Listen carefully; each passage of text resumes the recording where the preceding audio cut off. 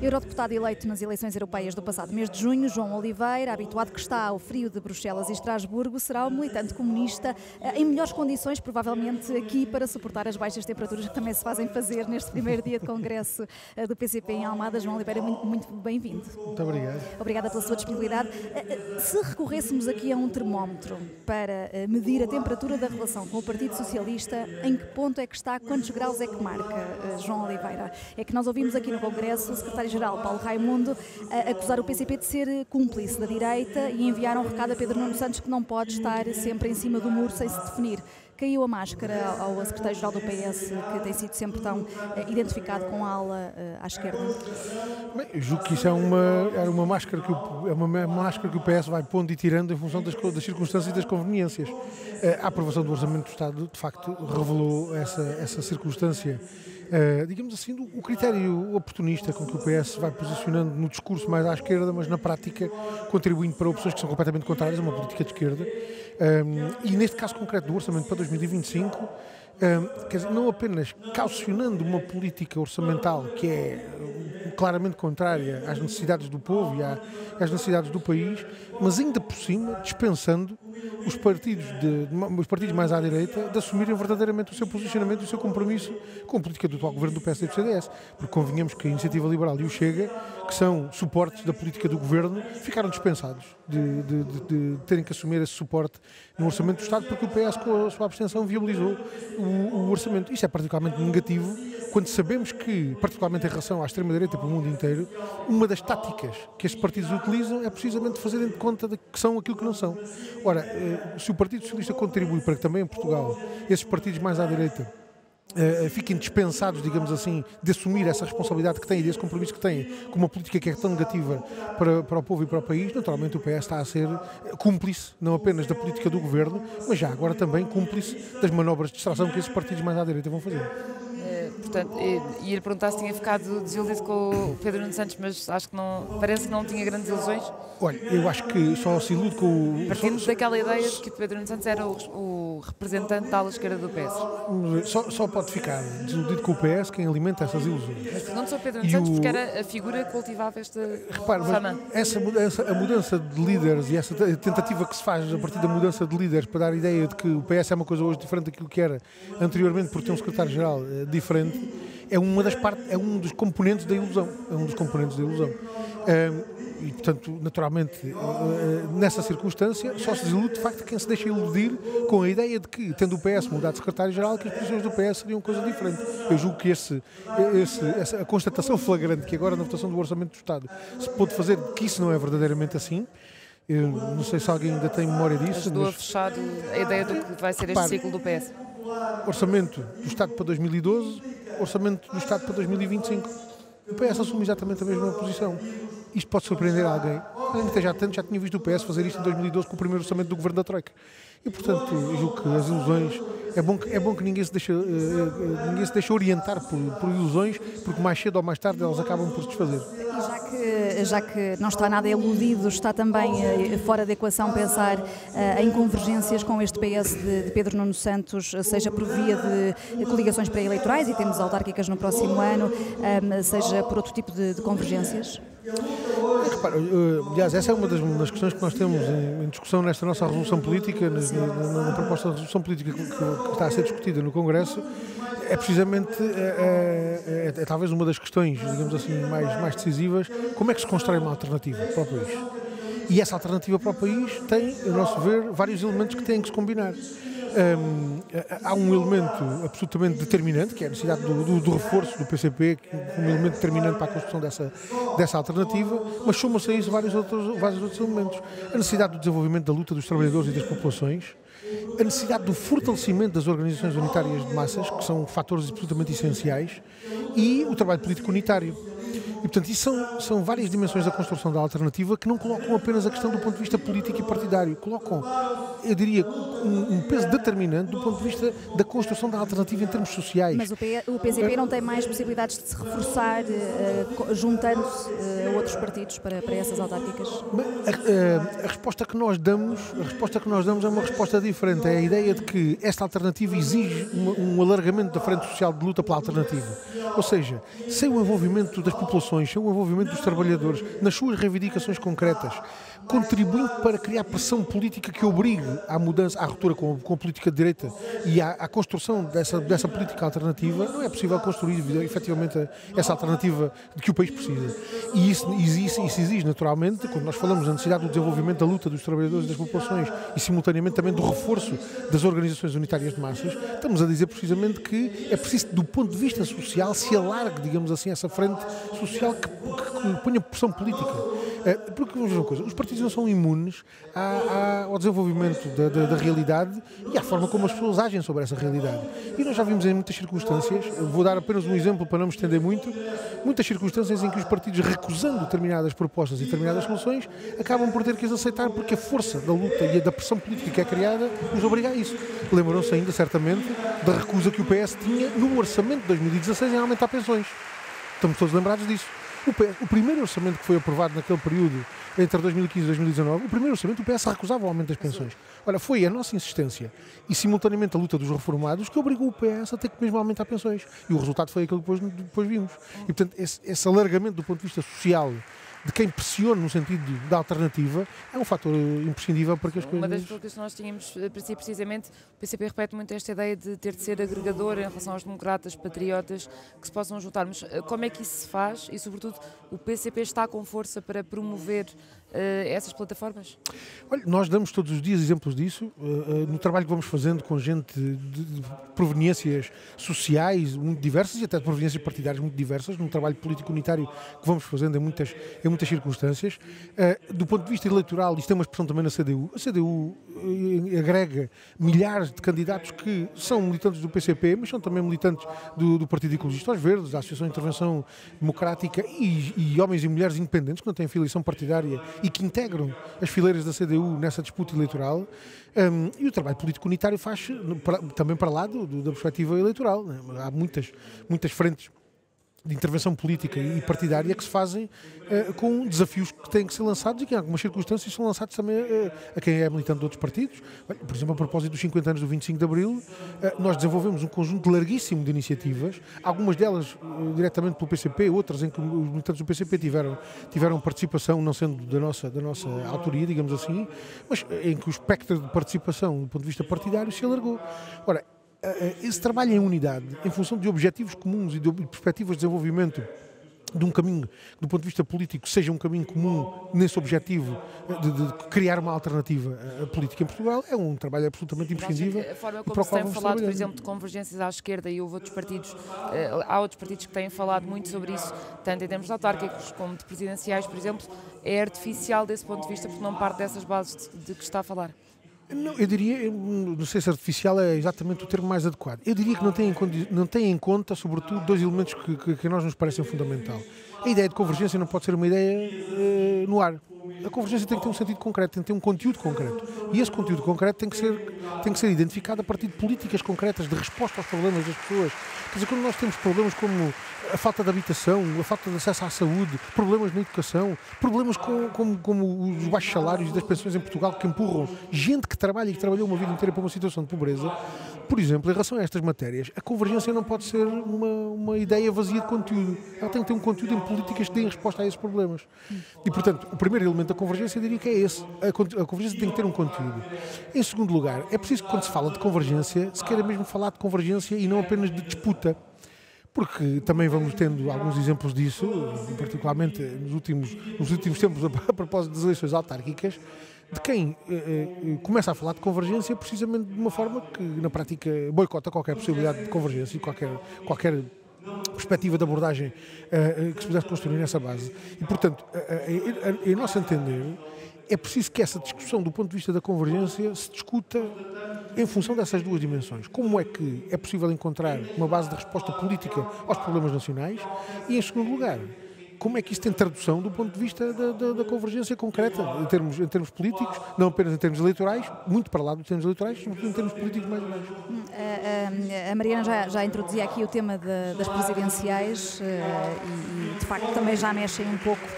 Apesar de serem só em 2026, o PCP prefere ter um candidato próprio ou, lá está, em prol dessa eventual convergência que possa acontecer aqui nesta frente também pode ser possível? Bem, nós encaramos as eleições presidenciais e sempre em função daquilo que é um elemento determinante. A eleição para Presidente da República tem que ter uma perspectiva concreta daquilo que se pretende do exercício das competências e das responsabilidades de um Presidente da República. Nós não podemos admitir que a disputa presidencial seja uma disputa, uma fogueira de vaidades para saber quem é o mais popular entre os 10 milhões de portugueses para ser o seu Presidente. E isso naturalmente tem um conteúdo concreto. O Presidente da República tem uma atuação, um âmbito de atuação, uma esfera de atuação identificada na Constituição da República Portuguesa que não faz do cargo de Presidente da República um cargo de pouca importância.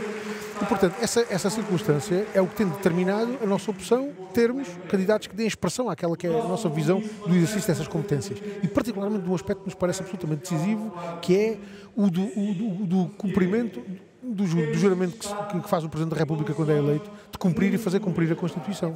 Algum dos muitos pré-candidatos que se fala já, há algum que tenha chamado a atenção a que pudesse cumprir esses critérios? Olha, eu julgo que em relação a pré-candidaturas presidenciais ainda não passámos da fogueira das vaidades. Só estamos ainda nesse patamar. Sim, mas temos Mário Centeno, António José Seguro, que reapareceu depois de 10 anos, também António Vitorino tem sido apontado e o próprio Augusto Santos Silva não se põe fora da corrida.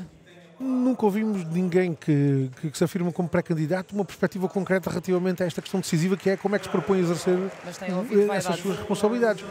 É quase como uma corrida a ver quem é que se consegue pôr em bicos de pé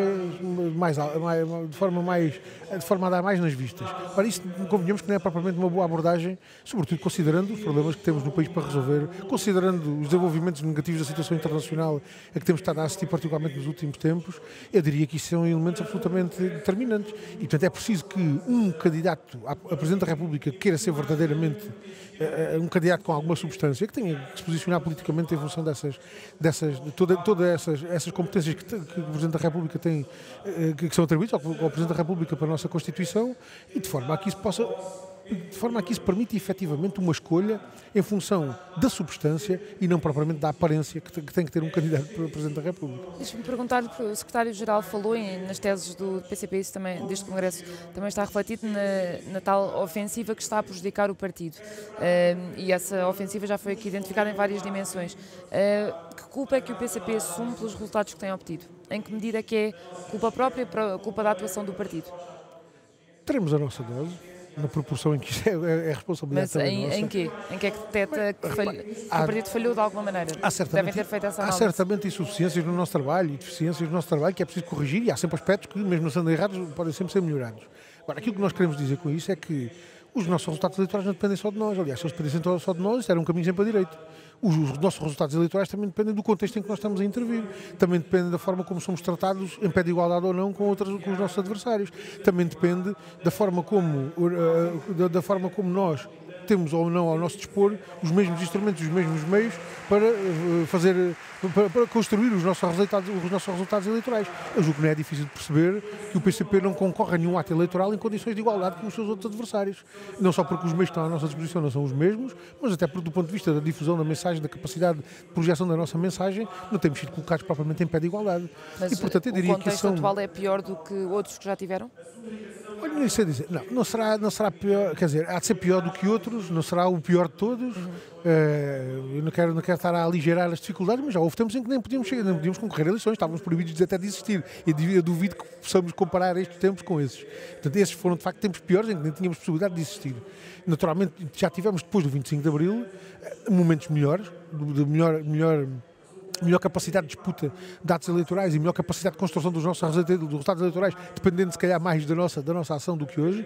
A situação que hoje estamos a viver é de facto uma situação muito complicada. Nos últimos anos tem havido uma ofensiva particularmente focada, eu diria, em duas dimensões, em procurar silenciar-nos e procurar impedir-nos de agir politicamente. Há um ambiente há uma tentativa de restringir, condicionar a nossa capacidade de ação e a nossa capacidade de afirmação da nossa mensagem política.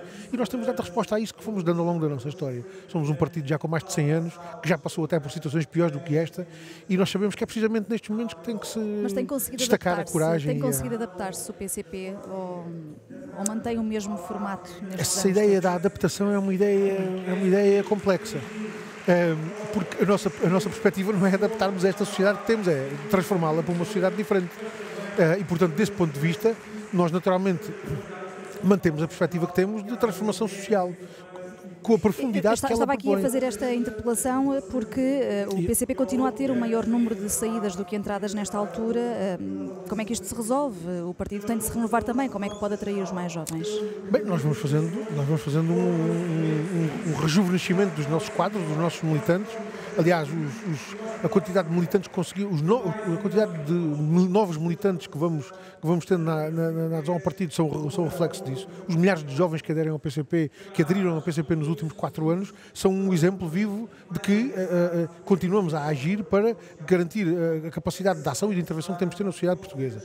Naturalmente não somos uma ilha e, portanto, não se pode esperar que o alinhamento crescente que os portugueses vão tendo em relação à política não se aplique ao PCP e, portanto, toda a gente vai desistindo de olhar para a política, toda a gente vai estando descrente na política e vai desligando da política, mas o PCP vai no caminho florescente por aí fora, contrariando tudo e todos. Claro que não. Isso também tem reflexos na nossa organização partidária, na nossa capacidade de atrair militantes e ativistas para a intervenção política que temos.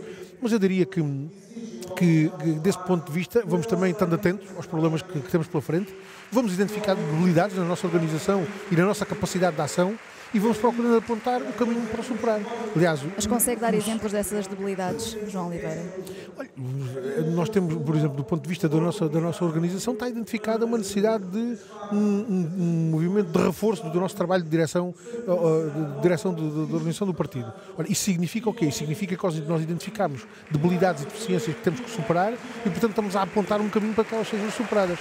E eu queria destacar aqui um aspecto agora à boleia desta questão que está a colocar, é que não há outro partido que faça esta discussão de forma tão transparente quanto nós. Quer dizer, isto tudo que estou a dizer está detalhado na proposta de resolução política que nós trazemos ao Congresso. Nós fazemos isto às claras. Nós identificando as necessidades e as debilidades que temos, apontamos as soluções para essas debilidades e essas dificuldades em função da discussão coletiva que fazemos e das conclusões a que chegamos sobre o caminho que precisamos de percorrer para as ultrapassar. Portanto, eu diria que isso acontece neste partido como em nenhum outro partido em Portugal. E pronto, e cá estamos para ver se nos próximos 4 anos, com estas orientações, conseguimos chegar a um ponto em que efetivamente a situação possa ser melhor. Perguntar-lhe sobre potencialmente um desses problemas. O secretário-geral falou recentemente em erros de percepção que o partido podia ter evitado quando falava da invasão da Ucrânia. Queria lhe perguntar se concorda e quais, o que é que se podia ter evitado, o que é que se podia ter feito de forma diferente para que a posição do PCP, segundo o PCP, não fosse mal interpretada. Olha, eu genuinamente digo-lhe que não sei se era possível nós fazermos diferente daquilo que fizemos. Porque em muitas circunstâncias as pessoas só hoje conseguem compreender verdadeiramente o alcance daquilo que nós dizíamos em 2022. Vou-lhe fazer uma referência a um aspecto da intervenção que eu próprio fiz na Assembleia da República acerca dessa questão e que hoje, que na altura ninguém compreendeu, mas que hoje muita gente compreende. Quando nós dizíamos que naquela guerra havia quem quisesse sacrificar até o último ucraniano para que a guerra não acabasse, muita gente não percebia em 2022 como é que nós estávamos a dizer uma coisa destas. Hoje, quando há um presidente americano que decide utilizar o território da Ucrânia como base para o lançamento de mísseis para dentro da Rússia, para prolongar a guerra indefinidamente, as pessoas começam a perceber que verdadeiramente há quem esteja empenhado em sacrificar até o último ucraniano para que a guerra não acabe.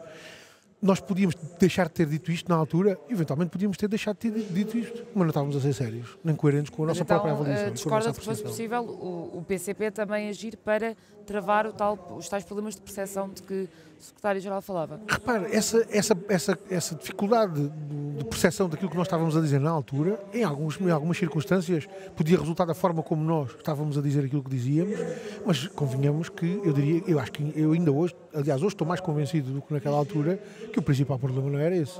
O principal problema é que, em tempos de guerra, ninguém quer ouvir falar de paz. E quem defende a guerra e quem quer promover a guerra não quer que haja ao lado uma voz de quem aponta o caminho da paz. Acha que, por exemplo, só para dar um exemplo concreto, e o PCP tem dito muitas vezes que não está ao lado de Putin, ou seja, que não se identifica com o regime de Putin, mas uma das coisas que foram muito escrutinadas na fase inicial da guerra era a falta de equiparação, aliás, as referências a Estados Unidos e a União Europeia ao papel que faziam e algumas referências mais até de passagem à Federação Russa, ou seja, e o papel e as responsabilidades que cada um tinha nesta questão. Não acha que essa parte, por exemplo, pode ter levado a que o PCP fosse mais colado ao lado da Rússia? Não, eu acho que não há verdadeiramente... Para lhe dar um exemplo concreto das críticas que o PCP foi alvo na altura. Repare, não há verdadeiramente justificação nenhuma para essa colagem, porque essa situação de colagem verdadeiramente não existe. E, portanto, não há razão nenhuma que justifique uma coisa dessas. Aliás, até porque nós sempre fomos muito claros relativamente à crítica que fazíamos. À crítica que fazíamos, nós nunca fizemos, foi uma coisa para que nos estavam a querer embalar, que era, nós olhávamos para a Ucrânia só a partir de 2022. Olhávamos para a Ucrânia a partir de 2022 e a história só tinha começado a partir de fevereiro de 2022 e só isso é que interessava.